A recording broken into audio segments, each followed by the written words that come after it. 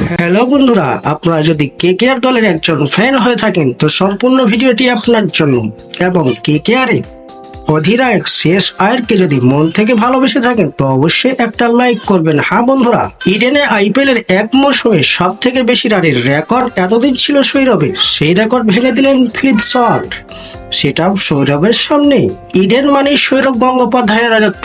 এই মাঠে খেলে তিনি বড় হয়েছেন। ভারতীয় দল থেকে বাদ পড়ার পর ইডেনকেই কঠোর অনুশীলন করেছেন, তারপরে দলে ফিরেছেন। সেই মাঠেই সোমবার সৌরভের রেকর্ড ভেঙে দিলেন ফিল সল্ট, সেটাও সৌরভের সামনেই। হ্যাঁ বন্ধুরা, ইডেনে আইপিএল এর এক মৌসুমে সব থেকে বেশি রানের রেকর্ড এতদিন ছিল সৌরভের। 7 ম্যাচে 331 রান করেছিলেন তিনি, সেই রেকর্ড ভেঙে দিলেন সল্ট। এবারের আইপিএল এ ইডেনে এখনো পর্যন্ত 6টি ম্যাচে খেলেছে কেকেআর, আর সেই 6 ম্যাচে সল্ট করেছেন 344 রান। ইডেনে এক আইপিএল সব থেকে বেশি রানের তালিকায় এখন শীর্ষে সল্ট।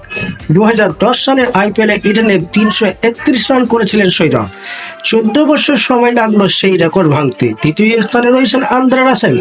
তিনি 2019 সালে ইডেনে করেছিলেন 311 রান। 2018 সালে ক্রিস লিন করেছিলেন 303 রান। সোমবার দিল্লি ক্যাপিটালসের বিরুদ্ধে ঝড়ো ইনিংস খেলেন সল্ট। প্রথমে দিল্লিকে 153 রানে আটকে রাখে কেকেআর। বরুণ চক্রবর্তী একাই নেন 3 উইকেট। সেই রান তাড়া করতে নেমে সল্ট 33 বলে 68 রান করেন। কেকেআর 7 উইকেটে ম্যাচ জিতে নেয়। হ্যাঁ বন্ধুরা, আসল কারণ হচ্ছে 14 বছর পর সৌরভ গঙ্গোপাধ্যায় দিল্লি কোচের ব্যাটিং কোচের রেকর্ড ভেঙে ফেললেন ফিল সল্ট। এটাই বিষয়। নিত্য নতুন ক্রিকেট আপডেট পাওয়ার জন্য চ্যানেলটিকে সাবস্ক্রাইব করে রাখবেন। ধন্যবাদ।